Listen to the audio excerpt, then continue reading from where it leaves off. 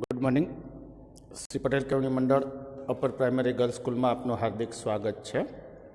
आज आप धोरण 8 में सामाजिक विज्ञान विषय छेल्ले चेप्टर नंबर 13 मानव संसाधन ने पूर्ण कर्યું છે। હવે આજે આપણે સામાજિક વિજ્ઞાન વિષયમાં ચેપ્ટર નંબર 18 ની શરૂઆત કરશું। ચેપ્ટર નંબર 18 સામાજિક ન્યાય અને સામાજિક વિસંગતતા એવું ચેપ્ટર આપણને આપેલું છે કે ભારતીય સમાજ છે એ ભારતીય સમાજમાં ન્યાયની પ્રણાલી શું છે, સમાજમાં વસવાટ કરતી જે પ્રજા છે તે પ્રજામાં કઈ કઈ વિસંગતાઓ, કઈ કઈ બાબતોમાં પ્રશ્ન એમને ઉદ્ભવે છે એ બાબત છે તે બાબત ઉપર આજે આપણે અભ્યાસ કરવાનો છે। સરસ શરૂઆત કરીએ આપણે। ભારતના સમાજ જ્યારે પરંપરાગત સમાજમાંથી આધુનિક સમાજ તરફ ઝડપથી ગતિ કરી રહ્યો છે ત્યારે સમાજમાં આર્થિક, સામાજિક, રાજકીય, સાંસ્કૃતિક બાબતોમાં પરિવર્તનો થઈ રહ્યા છે। હવે શું કીધું છે જો કે ભારતીય સમાજ જ્યારે પરંપરાગત એટલે કે એક યા બીજી વસ્તુ ઉપર આધારિત સમાજ છે તે સમાજમાંથી આજે ભારત દેશ છે તે ભારત દેશ એક આધુનિક સમાજ છે તે આધુનિક સમાજ તરફ ઝડપથી ગતિ કરી રહ્યો છે, ઝડપથી આગળ વધી રહ્યો છે ત્યારે ભારતીય સમાજ છે તે ભારતીય સમાજમાં આર્થિક બાબત હોય, સામાજિક બાબત હોય, રાજકીય બાબત હોય કે સાંસ્કૃતિક બાબત હોય, આવી તમામ બાબતો છે તે તમામ બાબતોમાં ભારતીય જીવન છે તે ભારતીય જીવનમાં ક્યાંક ને કંઈક પ્રકારના પરિવર્તનો છે તે પરિવર્તનો આવતા રહ્યા આપણને જોવા મળી રહ્યા છે। સમાજમાં ન્યાયી અને સુસંગત વ્યવસ્થા જળવાઈ રહે એ જરૂરી છે। ભારતીય સમાજ છે એ ભારતીય સમાજમાં ન્યાયની બાબત છે તે ન્યાયની બાબત જળવાઈ રહેવી જોઈએ અને સાથે સાથે સુસંગત એટલે કે સારી એવી વ્યવસ્થા છે તે વ્યવસ્થા જળવાઈ રહે એ આપણા દેશ એવા ભારત માટે એક મહત્વની બાબત ગણી શકાય છે। તેથી સામાજિક ન્યાય માટે જ્ઞાતિ, લિંગ, જાતિ કે વંશનો કોઈ પણ પ્રકારનો ભેદભાવ રાખ્યા વિના સમાજના તમામ લોકોની વ્યક્તિત્વના વિકાસ માટે સમાન સામાજિક તકો એમને મળવી જોઈએ। હવે શું કીધું છે એ બાબત જુઓ કે સામાજિક ન્યાય માટે સમાજમાં મળતો જે ન્યાય છે એ ન્યાય પ્રાપ્ત કરવા માટે કોઈ પણ પ્રકારની જ્ઞાતિને ધ્યાનમાં નથી રાખવાની, કોઈ પણ પ્રકારની લિંગ એટલે કે સ્ત્રી કે પુરુષને ધ્યાનમાં નથી રાખવાનું, જાતિ એટલે કે આ ઓલી જાતિનો છે આ ઓલી જાતિનો છે એ કોઈ જાતિને ધ્યાનમાં નથી રાખવાની, કોઈ વંશને ધ્યાનમાં નથી રાખવાનું। આવા કોઈ પણ પ્રકારના ભેદભાવો રાખ્યા વિના ભારત દેશનો સમાજ છે તે ભારત દેશના સમાજમાં જે લોકો વસવાટ કરે છે એ લોકોનો પોતાનો વ્યક્તિગત વિકાસ થાય અને એ વ્યક્તિગત વિકાસ કરવા માટે સમાન સમાજની તકો છે તે સમાન સમાજની તકો એમને પ્રાપ્ત થાય એ માટેના પ્રયાસો કરવા જરૂરી છે। સામાજિક ન્યાય એ શબ્દ પ્રયોગમાં જે સામાજિક શબ્દ સમાજમાં રહેનારા તમામ લોકોના સંદર્ભે એવો કરવામાં આવ્યો છે। જુઓ શું શબ્દ આપ્યો છે? સામાજિક ન્યાય એવો શબ્દ આપ્યો છે। હવે સામાજિક ન્યાય એ શબ્દ પ્રયોગ છે એ શબ્દ પ્રયોગમાં સામાજિક શબ્દ વાપરવામાં આવ્યો છે, આવ્યો છે સામાજિક શબ્દ વાપરવામાં। હવે એ સામાજિક શબ્દ એટલે શું? તો કે સમાજમાં રહેનારા તમામ લોકોનો સંદર્ભ એટલે કે દેશમાં જેટલા લોકો વસવાટ કરે છે, સમાજમાં જેટલા લોકો વસવાટ કરે છે એટલા તમામ લોકો છે તે તમામ લોકોને એ સામાજિક એટલે કે સમાજ છે તે સમાજમાં આવરી લેવામાં આવે છે। જ્યારે ન્યાય શબ્દ સ્વતંત્રતા, સમાનતા અને અધિકારો સાથે સંબંધિત છે। સામાજિક ન્યાય એવું આપ્યું। સામાજિક એટલે કે દેશના સમાજમાં આવેલા તમામ લોકો છે તે તમામ લોકોને એમાં સામેલ કરવાના છે, સમાજના તમામ લોકો છે તે તમામ લોકોને એની સાથે જોડી દેવાના છે। અને બીજો શબ્દ આપણને આપ્યો છે ન્યાય। તો ન્યાય શબ્દ શેના માટે આપ્યો છે?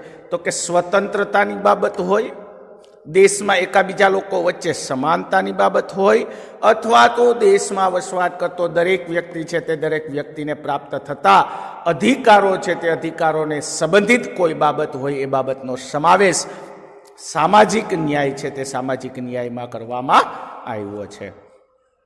જોઈએ સામાજિક ન્યાય એ સમાજની દરેક વ્યક્તિ માટે સ્વતંત્રતા સુનિશ્ચિત કરવા, સમાનતા પૂરી પાડવા અને વ્યક્તિગત હકોની જાળવણી કરવા માટે છે.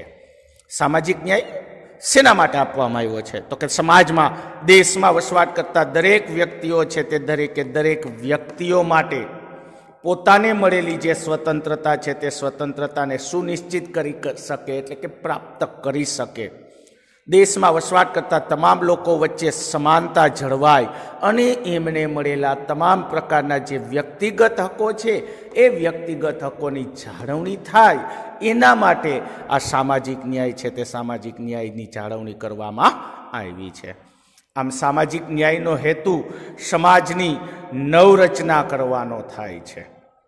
સામાજિક ન્યાય, હવે એ સામાજિક ન્યાય છે એ સામાજિક ન્યાયનો મુખ્ય હેતુ શું છે? તો કે સામાજિક ન્યાયનો મુખ્ય હેતુ એવો થાય છે કે સમાજનો રચના કરવી, અથવા તો સમાજની તમામ બાબતો છે તે તમામ બાબતોને આવરી લેવી, અથવા તો સમાજ રચના છે તે સમાજ રચનાને ફરીથી રચવી, એવો શબ્દ છે તે શબ્દ સમાજની નવરચના માટે વાપરવામાં આવ્યો છે. જોઈએ સામાજિક અસમાનતા. સમાજમાં ક્યાંક ને ક્યાંક લોકો છે તે લોકો વચ્ચે અસમાનતા જળવાયેલી આપણને જોવા મળે છે, તો એ છે સામાજિક અસમાનતા. સામાજિક અસમાનતા વ્યક્તિને મળતા અધિકારો અને તકોના સંદર્ભે સમાન ન હોવાની સ્થિતિ સાથે સંકળાયેલ છે. આપણને ખબર જ છે. અસમાનતા ક્યારે કહી શકીએ? તો કે દેશમાં વસવાટ કરતો દરેક વ્યક્તિ છે તે દરેક વ્યક્તિને પોતાના અધિકારો અથવા તો પોતાના હકો સમાન રીતે પ્રાપ્ત ન થતા હોય, એને આપણે સામાજિક અસમાનતા તરીકે ઓળખી શકીએ છીએ.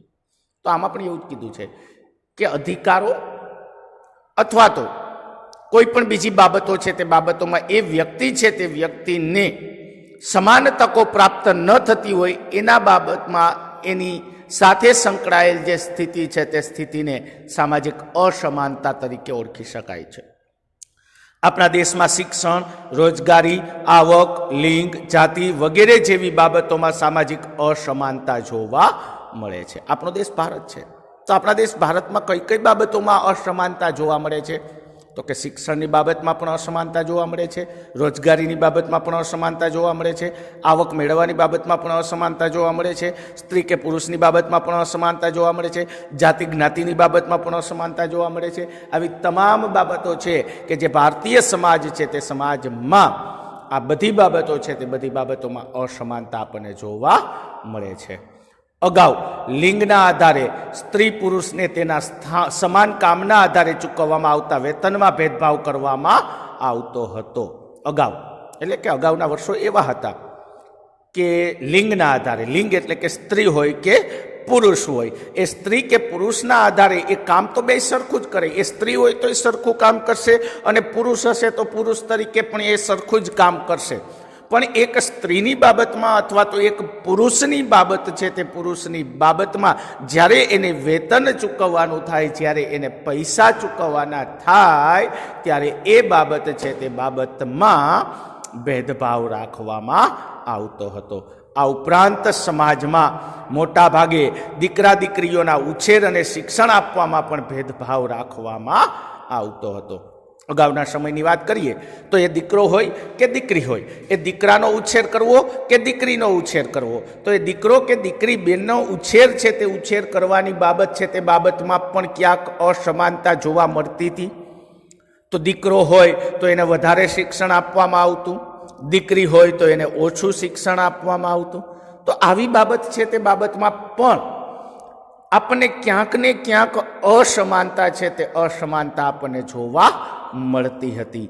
સામાન્ય રીતે સામાજિક અસમાનતા માટે નીચેની બાબતોને જવાબદાર ગણી શકાય. કઈ કઈ બાબતો જવાબદાર છે કે જે સામાજિક અસમાનતા છે તે અસમાનતા માટે જવાબદાર છે? તો પહેલી બાબત, લોકોના શિક્ષણના અભાવના લીધે તેઓ સમાજમાં મળતા લાભોથી ઘણીવાર વંચિત રહી જાય છે. આ પહેલી અસમાનતા છે કે દેશમાં વસવાટ કરતો દરેક વ્યક્તિ છે એ દરેક વ્યક્તિમાં શિક્ષણ ઓછું છે, અને શિક્ષણ ઓછું છે એને કારણે સમાજમાં દેશના બધા વ્યક્તિઓને એક સરખા અધિકારો મળતા હોય પણ એની પાસે શિક્ષણ નથી, એને કારણે એ અધિકારો છે તે અધિકારો ભોગવી શકતો નથી, અથવા તો એ અધિકારોથી એ વંચિત રહી જાય છે. એને કારણે પણ સામાજિક અસમાનતા છે તે અસમાનતા જોવા મળે છે. બીજી બાબત આપી છે કે ઘણીવાર કાયદાની જાણકારીના અભાવે પણ સામાજિક અસમાનતાની સ્થિતિ ઊભી થાય છે. ઘણીવાર એવું બને કે બધા કાયદાઓ આપણે જાણતા પણ ન હોય. ઘણા કાયદાઓ એવા હોય કે જેની જાણકારી આપણી પાસે હોતી નથી, અને જેની જાણકારી આપણી પાસે હોતી નથી એને કારણે પણ સમાજમાં ક્યાંક ને ક્યાંક અસમાનતાની સ્થિતિ છે તે અસમાનતાની સ્થિતિ ઊભી થતી આપણને જોવા મળે છે. ત્રીજી બાબત આપી છે, સમાજમાં જોવા મળતા કુરિવાજોને લીધે અમુક વર્ગ કે જાતિના લોકોનો સામાજિક વિકાસ નીચો જોવા મળે છે. ભારતીય સમાજ છે તો ભારતીય સમાજમાં ઘણા બધા કુરિવાજો છે, ઘણા બધા ખોટા રિવાજો છે, અને એ જ ખોટા રિવાજોને લીધે દેશના કેટલાક વર્ગ અથવા તો દેશની કેટલીક જાતિની પ્રજા છે તે પ્રજાનો પોતાના સમાજની રીતે વિકાસ છે તે વિકાસ થયેલો આપણને જોવા મળતો નથી. એ પણ એક સામાજિક અસમાનતા છે. ચોથી બાબત આપી છે, સમાજમાં રૂઢ થયેલી માન્યતાઓને કારણે વ્યક્તિ નવી બાબતો કે પરિવર્તનોને સ્વીકારવામાં દુર્લભતા સેવે છે, જેથી સામાજિક વિકાસ રૂંધાય છે. સમાજમાં રૂઢ થયેલી એટલે કે સમાજમાં વર્ષોથી સ્થપાયેલી જે જૂની માન્યતાઓ છે, જૂના રીત રિવાજો છે, એ જૂની માન્યતાઓ અને એ જ જૂના રીત રિવાજોને કારણે ઘણી વખત એ વ્યક્તિ છે તે વ્યક્તિ આ પરિવર્તનો છે તે પરિવર્તનોને સ્વીકારી શકતો નથી, અને એ પરિવર્તનોને સ્વીકારવામાં એ દુર્લક્ષ સેવે છે, એટલે કે સંકોચ અનુભવે છે. નવા પરિવર્તનોને સ્વીકારી શકતો નથી, અને કદાચ નવા પરિવર્તનોને સ્વીકારવામાં એ સંકોચ અનુભવે છે, જેને કારણે પોતાના સમાજ છે તે સમાજનો શું થાય છે, વિકાસ રૂંધાઈ જાય છે, એટલે કે વિકાસ રોકાઈ જાય છે. હવે ત્યાર પછીનો મુદ્દો આપણને આપ્યો છે સામાજિક ન્યાયના પ્રયાસો. ભારતના બંધારણમાં અનુસૂચિત જાતિઓ, અનુસૂચિત જનજાતિઓ, વિચરતી જાતિઓ, સામાજિક અને શૈક્ષણિક પછાત વર્ગો તથા અલ્પસંખ્ય સમુદાયોના રક્ષણ, કલ્યાણ અને વિકાસ માટે કેટલીક બંધારણીય જોગવાઈઓ કરવામાં આવી છે. જ્યારે દેશનું બંધારણ તૈયાર કરવામાં આવ્યું ત્યારે દેશના બંધારણમાં કેટલીક જાતિઓ માટે અથવા તો કેટલીક જાતિઓના વિકાસ માટે દેશના બંધારણમાં કેટલીક બાબતો છે તે બાબતોમાં છૂટછાટ કરવામાં આવી છે. કઈ કઈ જાતિની પ્રજા માટે? તો કે અનુસૂચિત જાતિની પ્રજા માટે, અનુસૂચિત જનજાતિની પ્રજા માટે, વિચરતી જાતિની પ્રજા માટે, સામાજિક અને શૈક્ષણિક પછાત વર્ગના લોકો માટે તથા અલ્પસંખ્ય સમુદાયના રક્ષણ એટલે કે અલ્પસંખ્યક સમુદાય એટલે કે એ પ્રજા છે તે પ્રજાના રક્ષણ માટે, એમના કલ્યાણ માટે અને એમના વિકાસ માટે જ્યારે દેશનું બંધારણ તૈયાર કરવામાં આવ્યું ત્યારે એ દેશના બંધારણમાં આ બધી જ્ઞાતિની પ્રજા છે તે પ્રજા માટે કેટલીક જોગવાઈઓ છે તે જોગવાઈઓ અમલમાં મૂકવામાં આવી છે. કઈ કઈ જોગવાઈઓ કઈ કઈ જાતિની પ્રજા માટે અમલમાં મૂકવામાં આવી છે એ નીચે આપણને આપેલું છે. તો ભારતનું બંધારણ દેશના તમામ નાગરિકો છે તે તમામ નાગરિકો સમાન રીતે સામાજિક, આર્થિક અને રાજનીતિય પ્રદાન કરે છે. એટલે કે જ્યારે ભારતનું બંધારણ તૈયાર કરવામાં આવ્યું ત્યારે એ દેશનું બંધારણ છે તે દેશનું બંધારણ દેશના તમામ નાગરિકોને સમાન રીતે એટલે કે એક સરખી રીતે સામાજિક રીતે એટલે કે સમાજની રીતે, આર્થિક એટલે કે પૈસાની રીતે અને રાજકીય બાબત છે તે રાજકીય બાબતમાં તમામ લોકો છે તે તમામ લોકોને એક સરખો ન્યાય પ્રાપ્ત થાય એવા પ્રયાસો દેશના બંધારણમાં કરવામાં આવ્યા છે. હવે બીજી વસ્તુ શું આપી છે તો કે દરેક વ્યક્તિને સમાન તક અને સમાન દરજ્જો પ્રાપ્ત થાય તેનો ઉલ્લેખ બંધારણમાં કરવામાં આવ્યો છે. એટલે કે દેશમાં વસવાટ કરતો દરેક વ્યક્તિ છે એ દરેકે દરેક વ્યક્તિને સમાન તક પ્રાપ્ત થાય, સમાન દરજ્જો એટલે કે અધિકારો પ્રાપ્ત થાય એવો ઉલ્લેખ આપણા દેશના બંધારણમાં કરવામાં આવ્યો છે. પછાત વર્ગોને બંધારણીય હકો દ્વારા દેશમાં સમાન તક અને સમાન ન્યાય અને દરજ્જો આપવામાં આવ્યો છે. એટલે કે દેશમાં આ જે પછાત જાતિના લોકો છે, ઉપર જોઈને અલગ અલગ જાતિ પછાત વર્ગના લોકો કહેવાય, તો આ પછાત વર્ગના લોકોને દેશના બંધારણમાં હક દ્વારા સમાન તક મળી રહે, સમાન ન્યાય મળી રહે અને સમાન પ્રકારનો એમને દરજ્જો મળી રહે એવા પ્રયાસો છે તે પ્રયાસો દેશના બંધારણમાં કરવામાં આવ્યા છે.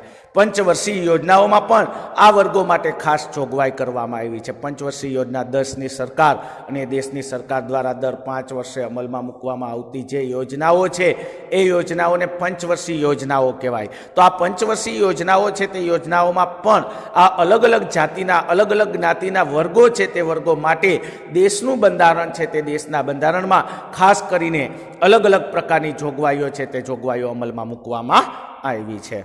હવે સામાજિક અસમાનતા અને આર્થિક સ્થિતિ માનવ સ્વભાવ અનુસાર કોઈને ઊંચું અને નીચું સમજવાનો પ્રયાસ થતો હોય છે. એ સ્થિતિ ધીમે ધીમે દ્રઢ થતી જાય છે ત્યારે સમાજમાં ભેદભાવ ઊભો થતો જોવા મળે છે.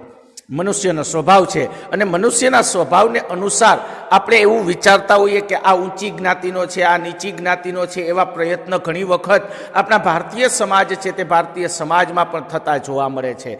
તો આવી સ્થિતિ છે એ સ્થિતિ ધીમે ધીમે આજે ભારતીય સમાજ છે તે ભારતીય સમાજમાં દ્રઢ થતી જાય છે, એટલે મજબૂત થતી જાય છે. ત્યારે ભારતીય સમાજ છે તે ભારતીય સમાજમાં કંઈક ને કંઈક પ્રકારના ભેદભાવો છે તે ભેદભાવો ઊભા થતા આપણને જોવા મળે છે. જેના પરિણામે કોઈ એક વર્ગમાં સમાવિષ્ટ લોકો જ એકબીજાનો સહાયભૂત થતા હોય છે, તેમજ અન્ય વર્ગ પ્રત્યે અણગમો ધરાવે છે. એટલે કે આવા ભેદભાવો ઊભા થાય ત્યારે કોઈ એક વર્ગમાં જેટલા લોકોનો સમાવેશ કરવામાં આવ્યો હોય એ જ લોકો છે તે લોકો એકાબીજાને સહાનુભૂતિ આપતા હોય છે, એટલે કે એકાબીજાને મદદ કરતા હોય છે. અને જ્યારે બીજા વર્ગના લોકો છે તે બીજા વર્ગના લોકોની સામે અણગમો ઉત્પન્ન થાય છે, એટલે કે એ આપણી જ્ઞાતિના નથી, આપણા સમાજના નથી એવું સમજી અને એ વ્યક્તિઓ છે તે વ્યક્તિઓને એમાંથી દૂર કરવામાં આવે છે. આવી સ્થિતિ નિર્માણ થાય ત્યારે વર્ગ વિગ્રહ સુધીની સ્થિતિ પણ ઊભી થાય છે. એટલે કે જ્યારે આવી પરિસ્થિતિનું નિર્માણ થાય ત્યારે વર્ગ વિગ્રહ, જ્ઞાતિ અને જાતિઓ વચ્ચેના વિવાદો છે તે વિવાદોની જે સ્થિતિ છે તે સ્થિતિ ઊભી થતી દેશમાં જોવા મળે છે, જેની ગંભીર અસર સમાજ ઉપર થતી હોય છે. એટલે કે આવી જ્યારે પરિસ્થિતિઓ ઊભી થાય, એક યા બીજી જ્ઞાતિ વચ્ચે વર્ગ વિગ્રહ ઊભા થાય ત્યારે એ જ પરિસ્થિતિ છે તે પરિસ્થિતિની ભારતીય સમાજ છે તે ભારતીય સમાજ ઉપર ગંભીર એટલે કે ખરાબ અસરો થતી આપણને જોવા મળે છે. સમાજનો કોઈ એકાદ વર્ગ ઘણીવાર આર્થિક અને સામાજિક રીતે અપ્રગત અવસ્થામાં આવી જાય છે. ઘણી વખત એવું પણ બને કે સમાજ છે તે સમાજનો કોઈ એક વર્ગ છે તે વર્ગ આર્થિક બાબતમાં એટલે કે પૈસા ટકાની બાબતમાં અને પોતાના સમાજની બાબતમાં ઘણી વખત અપ્રગત અવસ્થામાં એટલે કે સામાન્ય નીચલી પ્રકારની અવસ્થા છે તે નીચલી પ્રકારની અવસ્થામાં આવી જતો જોવા મળે છે. આવા અપ્રગત વર્ગ પાસે વિકાસ માટેની કોઈ સુવિધા હોતી નથી, તેમજ અન્યાયની સામે અવાજ કરવાની ક્ષમતા પણ લુપ્ત થતી જાય છે. જે નીચલી કક્ષાનો વર્ગ તૈયાર થયો હોય એ નીચલી કક્ષાના વર્ગ માટે પોતાનો વિકાસ કરવા માટે એમની પાસે કોઈ પણ પ્રકારની સુવિધા નથી, અને પોતાનો વિકાસ કરવા માટે એમની પાસે કોઈ પણ પ્રકારની સુવિધા નથી, અને સાથે સાથે એ દેશને થતો અન્યાય છે એ અન્યાયની સામે અવાજ ઉઠાવવો અથવા તો અન્યાયની સામે લડવા માટે એમની પાસે જે ક્ષમતા હોય છે એ ક્ષમતા પણ ધીમે ધીમે લુપ્ત થતી જાય છે, એટલે કે નામશેષ બનતી જાય છે. આવો વર્ગ શોષિત અને વંચિત રહે છે અને મોટાભાગે વંશ પરંપરાગત ગરીબીનો ભોગ બને છે. જે આવો વર્ગ તૈયાર થયો એ વર્ગ બીજાના શોષણને કારણે અનેક પ્રકારની સુવિધાઓ છે તે સુવિધાઓથી વંચિત રહી જાય છે, પ્રાપ્ત થઈ શકતી નથી, અને મોટાભાગે વંશ પરંપરાગત એટલે કે વારસાગત રીતે આ વર્ગ છે તે વર્ગ ધીમે ધીમે ગરીબી છે તે ગરીબીનો ભોગ બનતો જાય છે. વર્તમાન સમયમાં આવેલી જાગૃતિ અને વર્તમાન સમયમાં આવેલી જાગૃતિના કારણે આવા વર્ગોના ઉત્થાનની જવાબદારી સમગ્ર સમાજની ગણવામાં આવે છે. અત્યારનો સમય એવો છે કે જેને કારણે દેશમાં વસવાટ કરતો દરેક વ્યક્તિ છે તે દરેક વ્યક્તિમાં જાગૃતતા આવી છે, અને એ જાગૃતતાને કારણે આજે સમાજના દરેક વર્ગના ઉત્થાન એટલે કે આગળ વધારવાની જે જવાબદારી છે એ જવાબદારી આજે દેશમાં વસવાટ કરતો સમગ્ર સમાજ છે તે સમગ્ર સમાજની જવાબદારી ગણવામાં આવી છે. અને તેના માટે સામાજિક પરિવર્તનના પ્રયાસનો કરવાની પણ જરૂર પડે છે. જો આવી જ પરિસ્થિતિ રહેશે તો સમાજનો ઉત્થાન થઈ શકશે નહીં, સમગ્ર સમાજને આગળ વધારી શકાશે નહીં. માટે એમાં કંઈક પરિવર્તન લાવવા માટે સમાજના તમામ વર્ગના લોકો છે તે લોકોને પ્રયત્ન કરવાની જરૂર પડે છે. સરકાર દ્વારા અનેકવિધ યોજનાઓ અમલમાં મૂકવામાં આવી છે જે આ વર્ગોને ન્યાય આપવામાં સહાયભૂત બને છે. દેશની સરકાર પણ એના માટે પ્રયાસો કરે છે. અલગ અલગ પ્રકારની ઘણી બધી યોજનાઓ છે તે યોજનાઓ અમલમાં મૂકે છે અને આવી અલગ અલગ પ્રકારની યોજનાઓને અમલમાં મૂકી અને સમાજના આવા વર્ગના લોકો છે તે સમાજના આવા વર્ગના લોકોને ન્યાય અપાવવાની બાબતમાં સરકાર છે તે સરકાર પણ એક આધારભૂત બને છે. સામાજિક ન્યાય માટે સરકારી યોજનાઓ કે ખાસ કરીને આવા વર્ગના લોકો છે એ લોકો માટે દેશની સરકાર છે તે સરકાર કઈ કઈ પ્રકારની સરકારી યોજનાઓ અમલમાં મૂકે છે તો કે ભારતીય સ્વતંત્રતા બાદ તમામ નાગરિકોના સમાનતા અને સમાન તકોની સ્થિતિ ઊભી કરવા અનેક યોજનાઓ અમલમાં મૂકી છે. એટલે કે ભારત દેશ છે એ ભારત દેશને જ્યારે સ્વતંત્રતા મળી અને એ સ્વતંત્રતા મળ્યા પછી દેશના તમામ નાગરિકો છે તે તમામ નાગરિકોમાં સમાનતા જળવાય અને એ દેશના તમામ નાગરિકો છે તે તમામ નાગરિકોને સમાન તક પ્રાપ્ત થાય એવા પ્રયાસો કરવા માટે દેશની સરકારે જુદી જુદી ઘણી બધી યોજનાઓ છે તે યોજનાઓને અમલમાં મૂકી છે.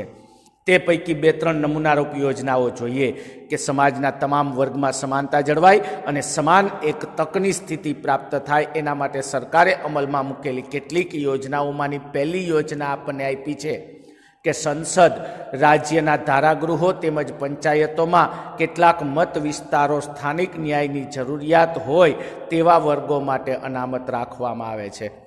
દેશની સંસદ હોય અથવા તો દેશની ધારાસભા હોય અથવા તો દેશની કોઈ પણ પ્રકારની પંચાયત હોય, એમાં કેટલાક વિસ્તારો છે તે વિસ્તારો કેવા વિસ્તારો તો કે મત વિસ્તારો છે તે મત વિસ્તારોમાં સામાજિક ન્યાયની જરૂરિયાત હોય. દાખલા તરીકે ભારત દેશ છે તો ભારત દેશનો કોઈ વિસ્તાર એવો છે કે જે આર્થિક રીતે પછાત છે, તો આર્થિક રીતે પછાત વર્ગ છે તે વર્ગની સ્થિતિ સુધારવા માટે દેશની સરકારે સંસદમાં, ધારાસભામાં અથવા તો પંચાયતમાં એ વિસ્તાર છે તે વિસ્તારમાં ખાસ કરીને સામાજિક ન્યાયની જરૂરિયાત ઊભી હોય એ વિસ્તાર છે તે વિસ્તારમાં અનામતની સીટ રાખી હોય. દાખલા તરીકે અનુસૂચિત જાતિ માટે અનામત, અનુસૂચિત જનજાતિ માટે અનામત, આવી સ્થિતિઓ આપણે કદાચ ક્યાંક ને ક્યાંક જોતા હોઈએ છીએ. તો ધારાસભા, સંસદ, પંચાયતના મત વિસ્તારો કે જે નબળી સ્થિતિવાળા વિસ્તારો છે તે વિસ્તારોમાં ખાસ કરીને સરકાર દ્વારા આ સીટો અનામત રાખવામાં આવે છે. પરિણામે તેમાં આ વર્ગોનું પ્રતિનિધિત્વ જળવાય છે અને તેમનો અવાજ રજૂ થઈ શકે. જો આવી સીટો અનામત ન રાખે તો એ વ્યક્તિ છે તે વ્યક્તિ પોતાનું પ્રતિનિધિત્વ ન લઈ શકે અને પોતાનું પ્રતિનિધિત્વ ન લઈ શકે તો પોતાનો અવાજ રજૂ ન કરી શકે. જો સરકારે સીટ એના માટે અનામત રાખી તો એ વ્યક્તિ છે તે વ્યક્તિ પોતાનું પ્રતિનિધિત્વ કરી શકે અને પોતાનો અવાજ છે તે અવાજ રજૂ કરી શકે છે.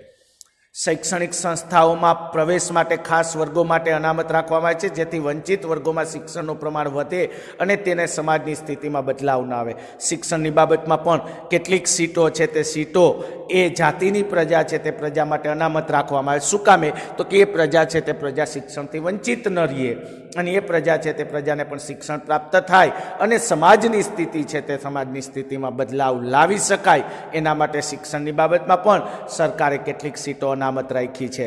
સામાજિક પછાત વર્ગોને આત્મનિર્ભર બનાવવા માટે કેટલાક નાના વ્યવસાયો, ગૃહ ઉદ્યોગો કે લઘુ ઉદ્યોગો માટે વ્યાજ મુક્ત કે ઓછા વ્યાજની લોન આપવામાં આવે છે.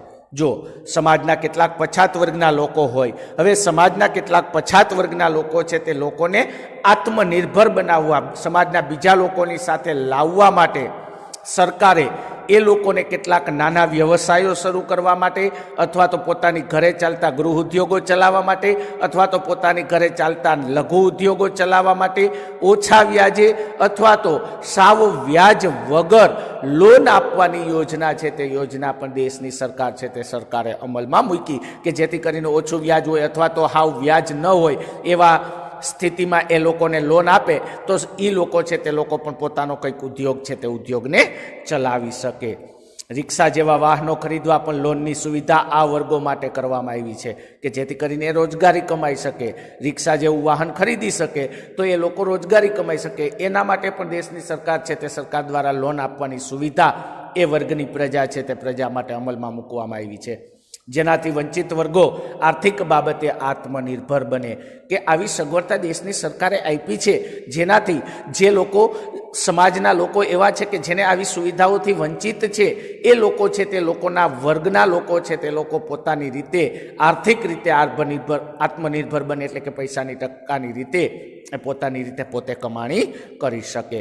ઉપર દર્શાવેલ યોજનાઓ સિવાય પણ આ વર્ગોને સામાજિક રક્ષણ મળી રહે તે માટે ઘણી બધી યોજનાઓ અમલમાં છે. એટલે કે ઉપર આપી એટલી જ યોજનાઓ દેશની સરકારે એ લોકોના વિકાસ માટે અમલમાં નથી મૂકી. એ સિવાય પણ ઘણી બધી આ વર્ગની પ્રજા છે તે પ્રજાનું સામાજિક રીતે રક્ષણ થાય અને એ પ્રજા આત્મનિર્ભર બને એના માટે દેશની સરકારે બીજી પણ કેટલીક યોજનાઓ છે તે યોજનાઓ અમલમાં મૂકી છે. આ યોજનાઓ સામાજિક ન્યાયના ક્ષેત્રમાં મહત્વનું યોગદાન આપે છે. એટલે કે દેશની સરકારે અમલમાં મૂકેલી આવી યોજનાઓ છે તે યોજનાઓ ખાસ કરીને સામાજિક ન્યાય છે તો એ સામાજિક ન્યાયની બાબતમાં એ લોકો છે તે લોકો માટે એક પોતે મહત્વનું યોગદાન છે તે મહત્વનું યોગદાન આપી શકે એ માટે એ યોજનાઓ છે તે યોજનાઓ એમના માટે ઉપયોગી છે. સરસ. આજના ઓનલાઈન લેક્ચરમાં આપણે અહીંયા સુધીનો અભ્યાસ કરશું. આવનારા નેક્સ્ટ લેક્ચરમાં માનવ અધિકારો વિશેનો અભ્યાસ કરશું.